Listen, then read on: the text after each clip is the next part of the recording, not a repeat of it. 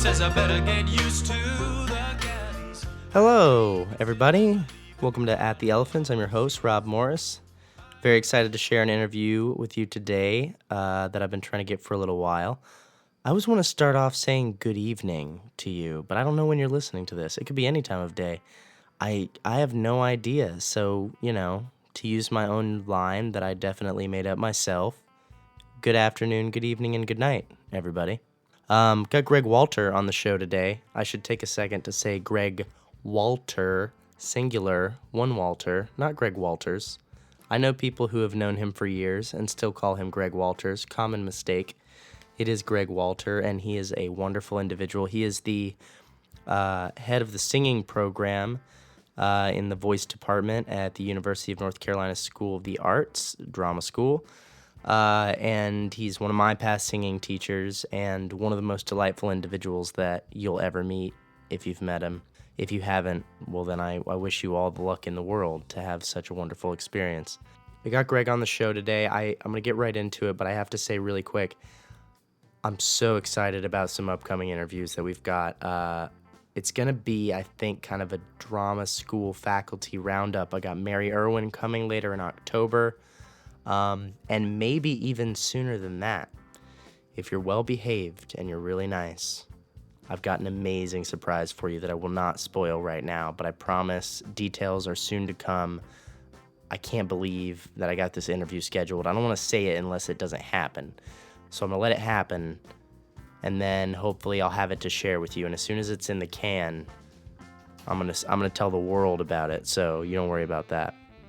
But in the meantime, grab yourself a nice healthy cup of tea, maybe do some vocalises, settle in and listen to this exquisite interview I had with Greg Walter.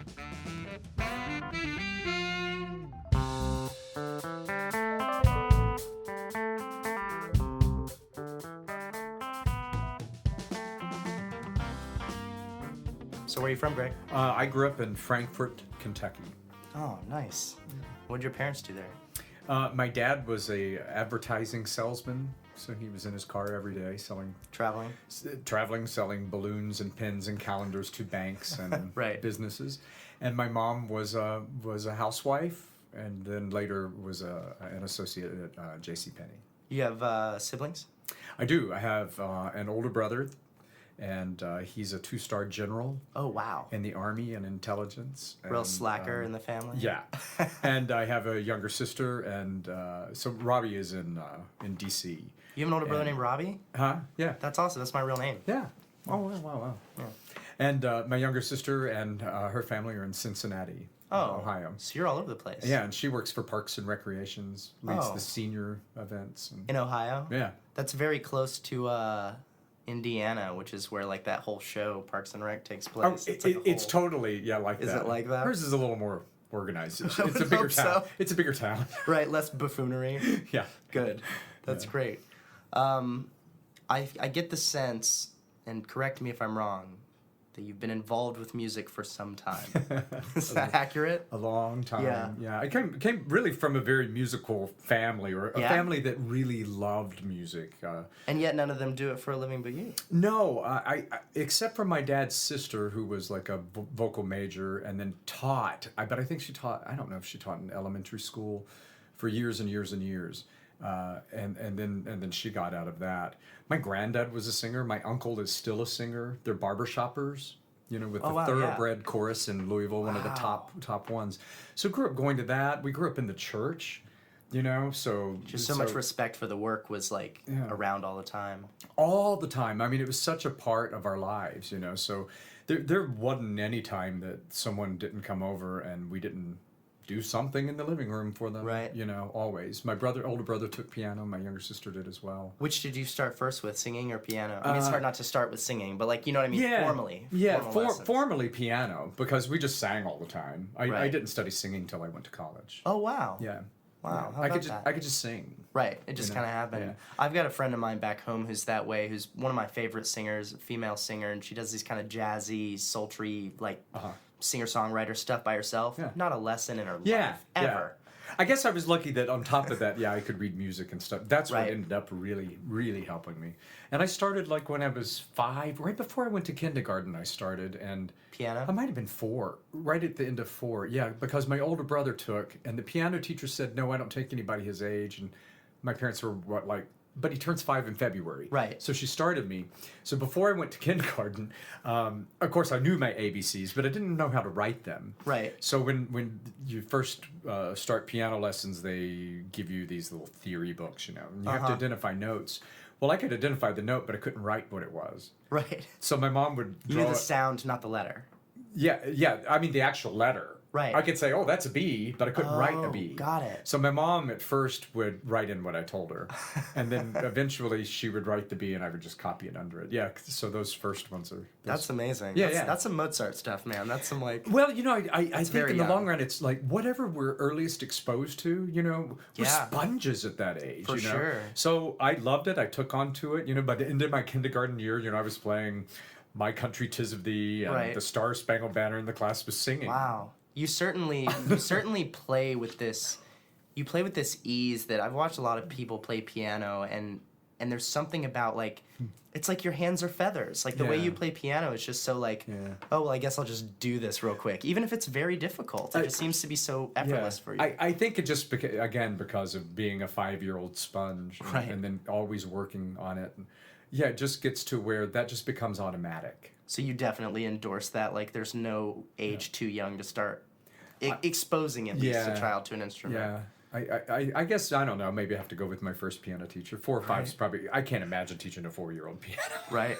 Yeah, that's a good point.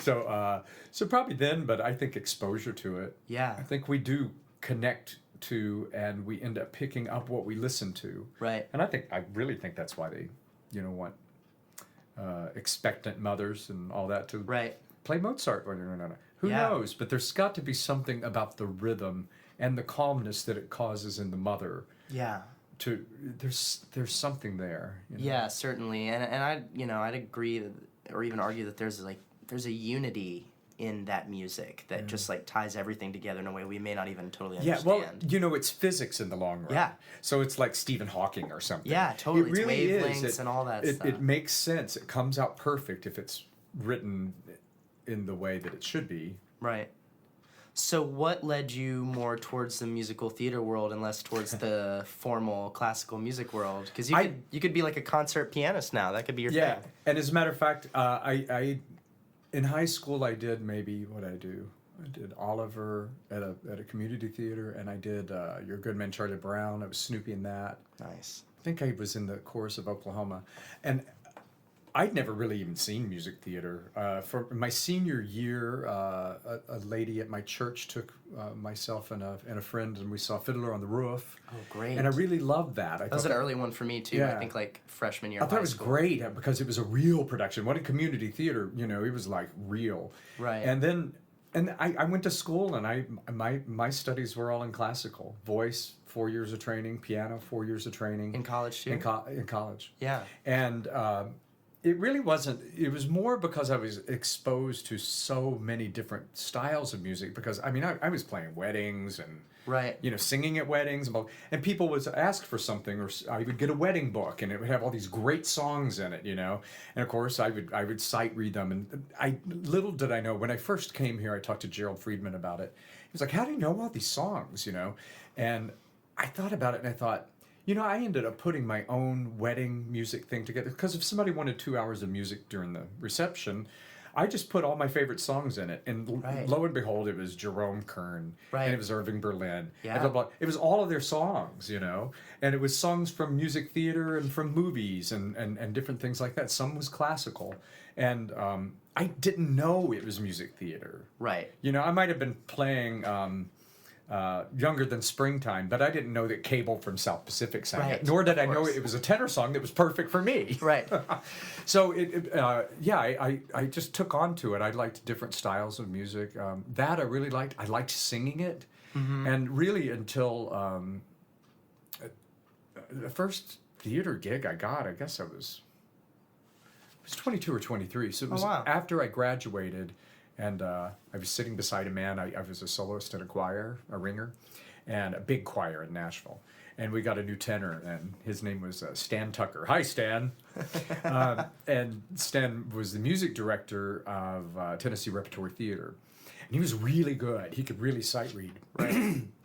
And I was like 20, 21, and he said to me, "Wow, you can really sight read." And I said, "Yeah, I'm pretty good at it actually." And he said, "Why haven't?" He said, "What are you doing?" I told him I was at Belmont. And he said, "What are your plans when you graduate?" And I said, "I don't know. I kind of want to perform, but I'm not sure what venue." And he said, "Well, have you ever thought about auditioning for Tennessee Repertory Theater?"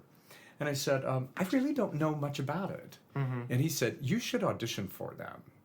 And then, my first job out of college, I was working on a cruise ship, and I got a call. My sister called and said, "Tennessee Repertory Theater called you. They want you to audition for Evita." Wow. They had somebody get sick or drop out, and Stan Tucker was like, "I know the person." Wow. So he already had you in his back pocket from that moment. He was just waiting for the right time to... Yeah, I guess it was circumstance. A tenor dropped out. Sure. He had just met me. Right. I've known him now for, I don't know, maybe a year. But it was just like, hey, I've got the perfect person. Right. Like, kind of give me an opportunity. Totally. And I came in, I auditioned, they hired me, and that was my first, like, equity professional show. And it was Evita, and I was blown away by the talent that was there. Right. And I loved it. And so I thought, okay, I'm going to do this. Strap in. This is the new thing. And that's how I ended up doing. I've done 3 or 4 shows for Tennessee Repertory Theater over the years now, and Nice. Yeah, so I just started seeking it out, but I didn't know anything about it. As a matter of fact, when I was in Chicago, people would say, "Oh, Greg, blah blah blah. There's a great role for you in there." There is. We didn't have computers, Right. So I was like, "Well, what are they saying?" And just different actors would tell me, and I'd be like, "Oh, okay." And if I couldn't find the music within my own realms of finding it, I don't even know how I listened to it. Yeah, I probably didn't even listen to it. If it were Rodgers and Hammerstein and I didn't have that, well, I had Rodgers and Hammerstein this song. Right. So I would just go in kind of blindly and be like, okay, I'm going to sing this for you. Yeah. And then, so it's been over the years that I've accumulated the knowledge of it, and I've gotten way better since I've been here because I'm picking up material for all kinds that's your of whole people. thing. But I didn't come in with that. Right. I came in with what I knew and what students that studied with me worked on, or what songs I thought would be good for them. But it was limited. I really learned here. So let's back up a little bit. You're living in Kentucky, finished high school. You decided to go to Belmont? I went to Belmont University in Nashville. Nice. So you do 4 years in Tennessee, and then you go on to do the rep company, right? And then I did the rep company. I worked at the cruise ship. The cruise ship was my first job. It was a great job. We were paid cash. We made a lot of money for very little work, and I paid off school loans, and I bought a car for cash. Nice. So, but before I was 23, I owed no one anything. Oh, I'm so jealous. That's amazing. So that's what allowed me to, and then I think I was playing a gig for Memphis Opera. We're just substituting for the accompanist because he couldn't be there for like maybe just a week, maybe 2 weeks. And when I was there, one of the singers said, "You ought to audition for Music Theater Wichita." I was like, "What's that?" So I found out, and they were auditioning in Chicago, and a roommate of mine in Nashville, and I flew up because he wanted to do it too, and we auditioned for Music Theater Wichita, and I got that, and I went out and did 3 shows with them. He didn't get it and ended up taking a job that he had been offered, which was as a flight attendant for American Airlines. Oh, cool. But what happened was he got positioned in Chicago. Right. So as soon... Which is about the best place travel-wise to be stationed. And he had 2 roommates, and when they moved out, one, I can't remember when it was, October? September? He called up and said... it was in 1990. And he said, he called me up, I was at Wichita, and said, "Hey, now's the time to move to Chicago if you want." I was like, "Okay."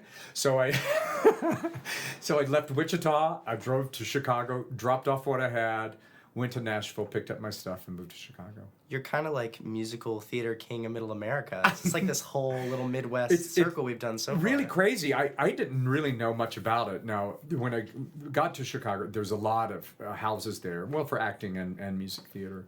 And my friend had another friend. We worked at Opryland, USA. Have you ever heard of that? When I was 20, I worked there, and this friend of mine worked there. And he had worked with a guy there who was now a Chicago actor. And when he had first moved to town, he did singing telegrams. So he hooked me up. So as soon as I got there, I joined a gym, and I started working for Ballonytunes. So I have a quick question. What would your price be now if somebody wanted a singing telegram from Greg Walter? How much would it cost? Well, it probably wouldn't cost that much because that company made a lot of money, and I made very little. I'm sure. I might have made between $15 and $30 for each one. You get tips for something like that? Plus tips. Nice. And tips was it. Right. I could make about $2,500 or $3,000 on Valentine's Day alone. Oh, wow. Yeah. Because And how many you would do like 30 or 40. Wow, just all day from like beginning of the day to So you the got end. paid whatever you got. Maybe it was a little more for Valentine's Day. And then if you got tipped, I remember, and I just did it the one. Actually, I only worked for him for about 3 months because I got my first theater job, which was great. But they called me, Valentine's, can you do it? I was like, yeah. They called me the next Valentine's, did it. I mean, because it was a couple of $1,000s. Sure. Now, it took all day. And who doesn't want to hire someone from a place called Ballonytunes? Greg, that's pretty hard to beat. They were horrible people, and they had horrible costumes and horrible jobs, and they had... Wait, costumes? What did you wear? God, yeah. They had... you had to ride around... I had to ride around with helium tanks in my back seat. What kind of... Paint the picture. What kind of car are you in?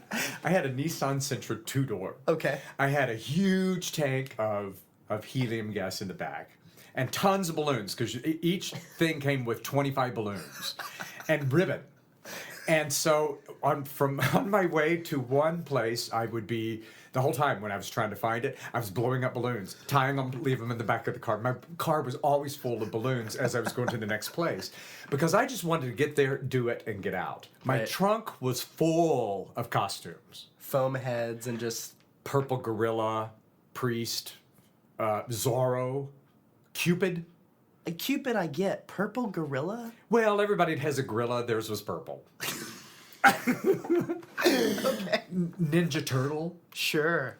Oh my God, that was bad. There was an elephant one.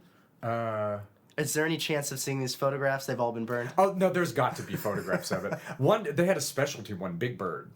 Ooh. Now you had to go get it special. You couldn't run around with it. Right. It was pretty nice though. And you've got to have the legs for Big Bird. He's a tall fella. Well, it was more that the neck went above your head and your eyes were Kind right of in the neck. giraffe shaped. Yeah. Got it. And so I carried those in my car. My roommate would go sometimes because he was a flight attendant. I'd be like, "Hey, I've got to go out and do this. Do you want to go out with me?" He'd be like, "Okay."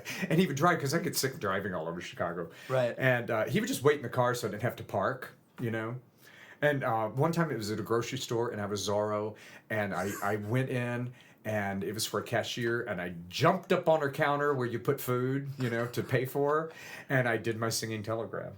That's amazing. It was crazy. It really was like Beaches and Bette Midler. Right. When she did, and she'd knock on the door and she was in a totally bunny outfit. And exactly what you think it would "Call be. me Bugs and you're dead." That's how I felt.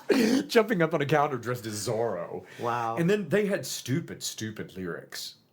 Lyrics that didn't even fit the song. Were they written by the people who hired you? Yeah. Like to the tune of I have been working on the railroad. Right. Just isn't it a happy birthday? Something like that. I thought it was so stupid. So I didn't do that at all. When I got there, I would sing. It depended on what it was for. If it were for women, it was easy. You made me love you. Made me love you. I didn't want to do it. Right. When you wore a tulip, a sweet yellow tulip, and I wore a big red rose.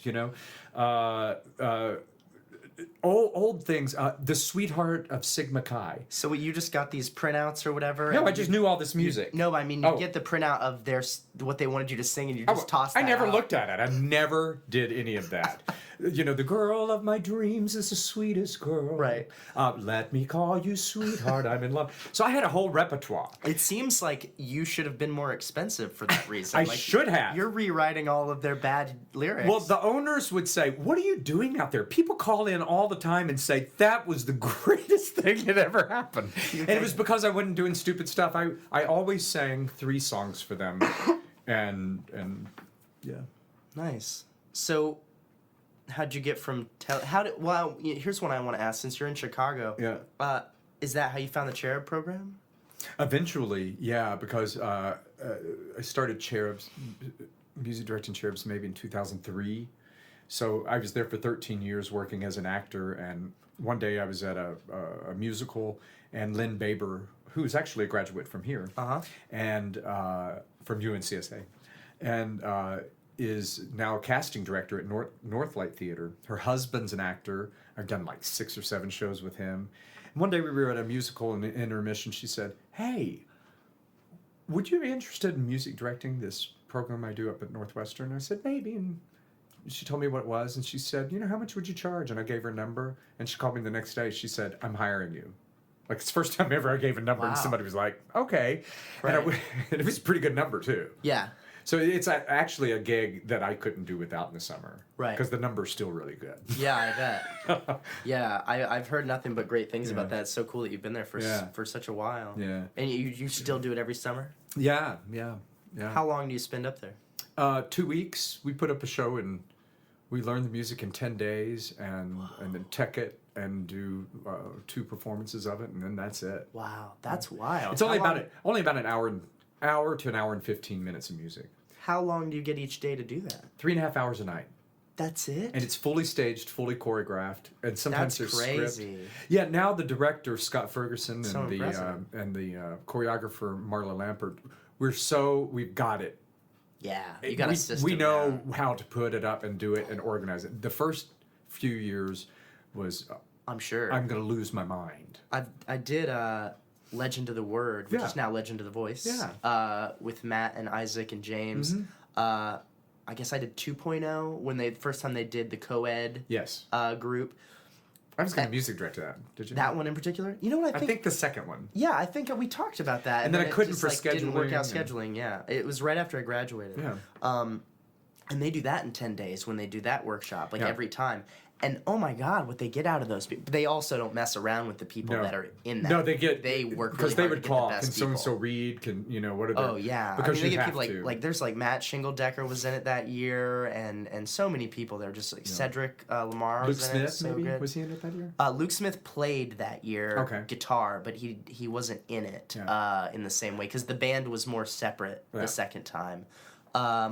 But I mean, yeah, there was all this like Broadway and off-Broadway cast that was just like happened to be willing to do it for free for a couple weeks. That's right. Sometimes you just want to get out and do something. Yeah, for sure. And they were willing to go, all the way down to great. bottom of the F train too.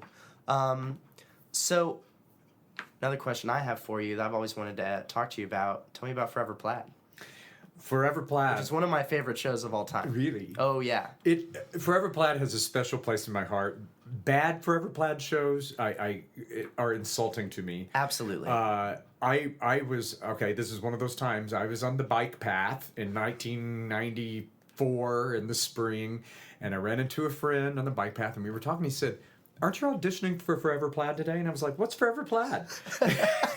And he goes, he said, "You are perfect for Forever Plaid." And I was like, "Well, where are the auditions?" And he said, "At the Mercury Theater." So I rode my bike home. I changed, blah, blah, blah. I was like, "What kind of music is it?" And he said, "Oh, it's all late 50s, early 60s music." And I was like, "I don't have any of that." So I went to the Mercury, didn't know anything about it. Didn't know that it was just 4 guys. Didn't know it was tight harmony singing. Didn't know anything. And I went in and I auditioned for Kevin Cole, the music director, and Edie Cowan, who was just here doing Guys and Dolls this year, who was going to direct it. And this was going to be at the Michigan Ensemble Theater up in Traverse City, Michigan. And this was the very first time that the writer, Stuart Ross, allowed anyone except for him to direct it. Really? It was the 30th company. And it was the only one, and he allowed his assistant, Edie Cowan, to direct it. Wow. So they were at the Mercury Theater just for that afternoon. And I went, and they called me in, and like, what are you going to sing for us? And I said, I'm going to sing I Have Dreamed from The King and I. There you go. Because it's a perfect for it. It's like the total opposite thing. Exactly. And that's all I That's didn't know what to do. So that's what I sang. And when I sang it... There's Sam Cooke music in that show. I know, great music. I mean, fantastic music in that show, but I just didn't know. Funny. So I sang The King and I, and when I finished, the music director stood up and he said, "I bet your mother and father are so proud of you." Isn't that crazy? That is a And now very Kevin like, Cole's become one of my best friends in Chicago. It's a very sweet yet kind of strange thing to hear at an audition. It is, like, you don't get that kind of feedback. Anyway, they called me in the next day. I sang with 3 other guys, and I was hired. And, Oh, yeah. And so I went off for however long we did it, like 2 months in beautiful Traverse City, Michigan, and worked with the 2 of them, and worked with one of my best friends in the world, Sean Allen Krill, who's now a New York actor, and a very successful New York actor, by the way. And we put up this show, and we had the best tight harmony. And then Stuart Ross came and saw it. And at this point, they decided to open a Chicago production of it. And he told me and Sean that he wanted us to audition for it. So we auditioned for it, and then got that in 1994 in the fall. And then since then, I've done 1,500 performances of it. Wow.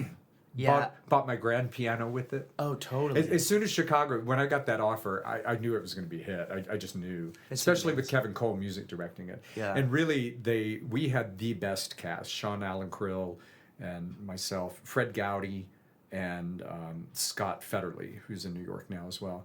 These guys were singers. Right. I mean, they were actors, but they were singers. You gotta almost be that first to pull that show off. The harmonies are so tight and difficult. And they were insane. musicians, and they could read. And it was like anything Kevin Cole asked us to do. If he wanted us to sing that held note for 6 beats straight tone and add 1 beat of vibrato, that's what we did. Wow. It was so well shaped, and we did it together a year and a half.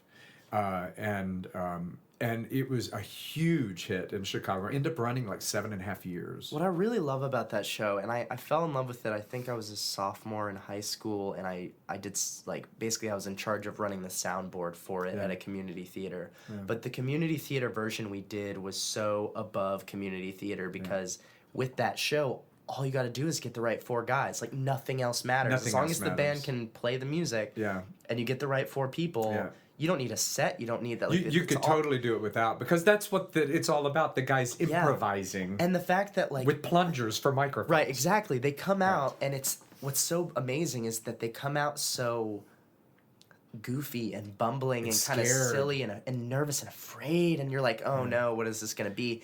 And then what emerges from them is this like crystal clear, perfect sound. Well, they were killed heart. on their first professional gig going to a bowling alley to sing. Right. So they've never even sung in front of people. It's a bus full of Catholic schoolgirls, right? Going to the Ed Sullivan Show to see the Beatles. Right. And really, that's because the Beatles is what killed that genre that of whole music. genre, right? Right. So when they died in this bus crash, the powers that be allowed them to go back and fulfill the one thing they never did, and that was to do a concert of their music. Right. And even they're surprised when they first sing is like, where'd that sound come from? Right. The idea is that they're bumbling and everything's goofy and everything goes wrong, but when they sing, they're touched with gold. Yeah. And that's what that dichotomy, I guess, right? Yeah, totally. Makes that more interesting. Yeah, for so sure. So the better the singers, it's almost the only show. way to make a quartet show like that interesting. Otherwise, it would just be a review. It'd be a review. Yeah, and it's not the same, but it's the fact that these guys almost don't know what to do with it. And you're right. When someone told me, when I first heard that you'd done that show so seriously for so long, someone was like, oh, well, you know, Greg was in a big show for a long time. And I was like, which one? Like, Forever Plaid. I was like, of course he was. Like, that's so you. You fit that so perfectly. Yeah.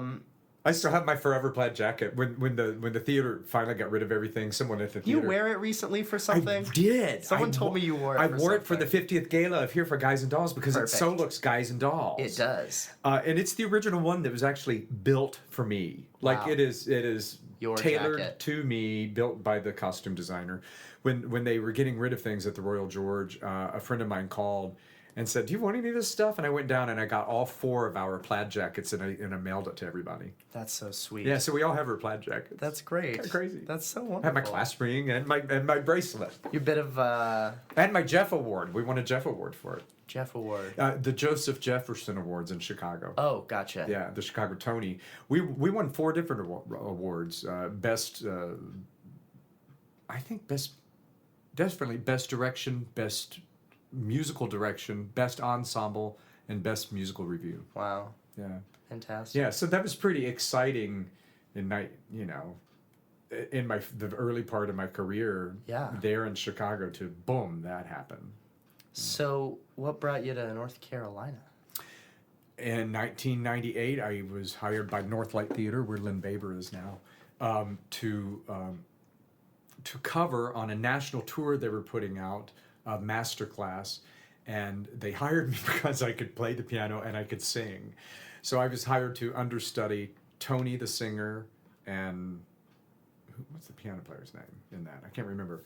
And the piano player. Right. And then also to cover the stage manager. There was one more part. There was just a walk across, and that was it. Nothing else of a stage manager.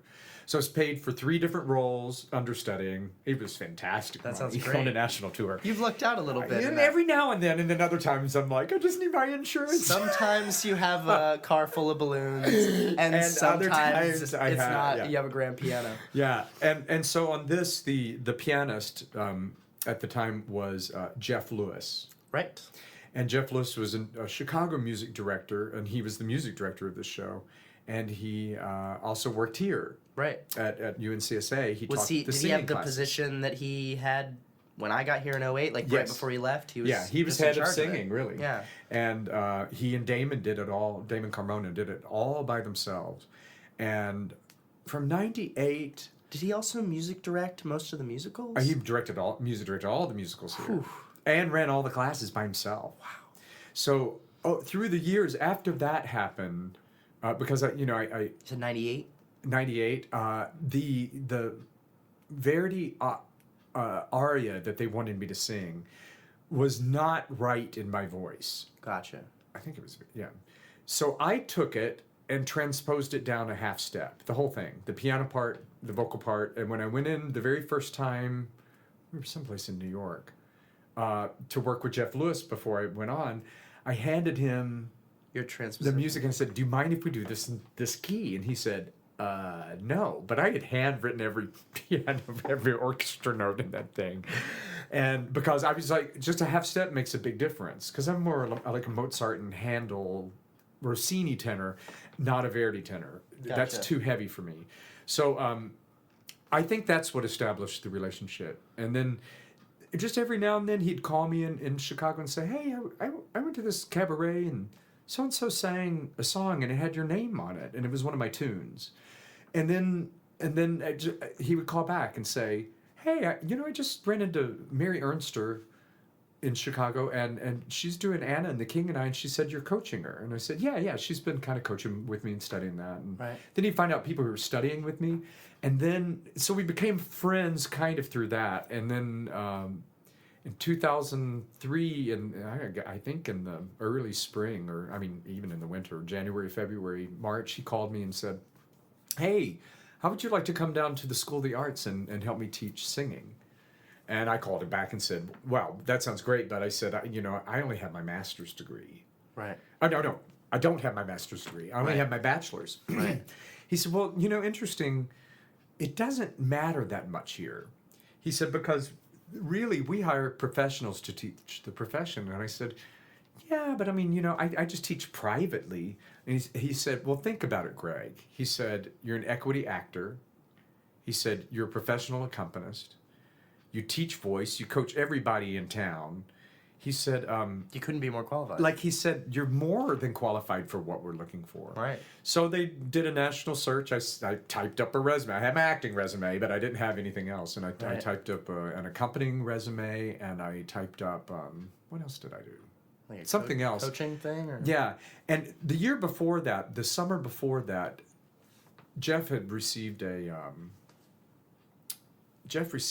like faculty development grant.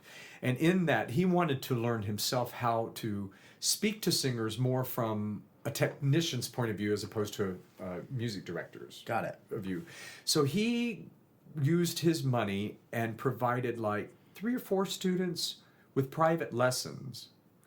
And he would go and observe the teacher teaching them. Oh. And so there happened to be that year a kid from the suburbs in Chicago here, Jerry. Jerry. He was really good. And he studied with me, and Jeff came, and Jeff would interview and ask questions. And that next year, Jerry was the lead in Company. I didn't know that. Because he took 4, 5, 6 lessons, and that was it. Right. And then when Jeff called, he said, just so you know, he said, Jerry improved so much that he's the lead in the musical. And I was like, wow, great. So Jeff took my resume and my picture and took it to Gerald and dropped it on his desk and said, this is who Jerry studied with last summer. Because Gerald has also directed the musical, and he had seen the change. So that's what happened. And then the next year, they created a faculty. I was a guest artist the first year, and they created 0405? 0304. Oh, okay. And then 0405, they created a faculty position to have 2 singing teachers. Nice. Which we still have right now. Yeah, and then I guess it was. That's a long story. Sorry. Yeah, no, it's that's why we're here. And then I guess Jeff left in 2008, 9, somewhere around there. Kind of. Were you here for abruptly. Gentlemen of Verona? I was. Was that your senior year? No, that was my freshman year of college. Yeah. With Matt Cowart. So whatever year that was. That was the first year we had to hire somebody. That was 2010. Darren. Yeah. Yeah. Maybe 2010. It was 2009. It was 09, 10. Yeah. Yeah. It was that school year. Yeah. So that was the first year without Jeff. He had an illness in the family. Gotcha. And his dad was very, very sick, and he decided a couple of weeks before school started not to come back. And so all of a sudden, Greg had to. All of a sudden, I had to show up to class with syllabi written for each class, and I'd never written Jeff did all of that busy work. All I did was teach voice. Right. And all of a sudden, I had to lead class kind of by myself. Run a program. Yeah, I carefully cut and pasted parts of his syllabus to make a syllabus, rethought of how I could do the class, Still what I had could Damon. do. Still had Damon. Talked to the kids and said, there's only one of me now, not 2. It's going to be different. Give me 100%, I'll give you 150. Right. So we made That's it through the first year. It really is. It was tough, and I remember. And what class was that? You're talking to, I guess, 2 or 3 classes. You know what? The seniors were like Ace Jernigan. Yeah, it was like class 2010. Yeah. So Brandon, That's Dave. who they were. They were my senior class. If only you taught Dave Brown how to sing. Oh, God. How about that? How great. about that? It got extended. He coached with me last year for some audition, and hit he after blew hit me he's away. been doing. And I said, I told you your voice will finally mature one day, and you want, because men are young when they're here, and he could always sing. Right. He was just kind of limited, and But he now, wasn't necessarily the standout no, of his class. and but now he would it's, be. Holy shit. So with men, it's just keep it up. You never know. Absolutely. Yeah. But now you've got you and Damon and Janine. And Janine Hawley, we finally hired. And right now, I think the program is in good shape because singing class has 2 singing teachers in it. Right. So a male and a female, and then Which has got to be great for the girls. Yeah, it's especially fantastic. Since we have more now. Fantastic, and we have more girls, and to me the improvement's been huge. You can tell. So now what we do is we hire a music director to come in from. Hopefully New York. That's usually where they come from. Really brought us a lot of fantastic people. I mean, I start got making to know connections in Aaron New York. Gandy and Kevin Stites, and Stites, I never Gandy. would have got to know either of those guys. Dale I got to work Reeling, with who both was of here them. last year. These are big wigs. Yeah. I mean, they're outstanding people. The guy coming in this year is really good. And if anybody, I think of guest artists that I think it is really important to bring in, I think the music director is an important one because we have, there's so many opportunities for guest directors to come in. There's one time a year, really, and then there's that other thing. But, for the most time, there's one time a year for an outside music director to come in and give a new perspective, usually from the profession. It gets your foot in the door a little bit earlier if you happen to be one of those talented students with a lot to offer. Yeah. And it's happened. Kevin has hired our students. Oh, yeah, for sure. Yeah. And then what I love about working with Kevin too is he was even willing to do all our stupid little intensive art stuff and all our little small things. Oh, he gets really invested. He loved the school and loves the school, and he still does. He still calls and asks, or if there's a question about somebody's run across, did I know them, that kind of thing. Hopefully he's going to come down and music direct 9 with me this year. Oh, that'd be great. Putting it up, and if he doesn't, I'll do it. But if he does. Fantastic, because he conducted it on Broadway. Correct. Yeah. I was in New York one weekend and just happened to, I don't know why I had it in my head. He had told me, if you're ever in sound, blah, blah, blah. And I said, okay, and I kind of blew it off. And then I was in town. I was like, you know what? And this is when he was working on Death Takes a Holiday. Yeah. So Yeah. it was on Yeah. Broadway for a minute, and I just mentioned to him very casually. I think I texted him. I was like, "Hey, just want to let you know I'm in town," and he was like, "You've got to come see Death Takes a Holiday." And gave me like a third row middle seat during previews. Yeah, how about and I had that? such a blast. Becky Moyes was sitting 4 seats away from me. Total coincidence, but yeah, it's been really great to have those connections. It's such a small world. Like, he was a music director of mine in Chicago. I did Baby with him, and I did Call Me Madam. Both were. The Baby was a semi-staged production for the Chicago Humanities Festival that Richard Maltby actually directed, and then the other was like whatever that series is at Lincoln Center now, the Encore series. Call Me Madam was that starred Joanne Worley. I don't know if you know who she is. She used to be on Laugh-In. Oh yeah, I know Laugh-In. Funny woman. Oh yeah. Sure. And the first one was by recommendation. Somebody called Kevin Stites, and I'd sung. He had moved from Chicago when I first got there. He was doing Saigon big time, so I never really auditioned for him. 1776. What's that? That he was down here. He did Here For, Yeah. And She Loves Me, and But that was the first one. yeah, 1776. Yeah. Great production. And he, someone called him and said, "Hey, I have a guy, an idea for a guy in the blah blah blah," and they said Greg Walter, but I think they said Greg Walters. Well, there is. You get that a lot, don't you? Yes, I do. But there's a guy in Chicago who's a stage manager, and his name is Bill Walters. Gotcha. Kevin knew him. I auditioned for Kevin once or twice, so Kevin really didn't know me. And Kevin said, "Perfect." So I show up to rehearsal, and Kevin's like, "What are you doing here?" And I said, "Oh, I'm in the cast." He's like, "Oh."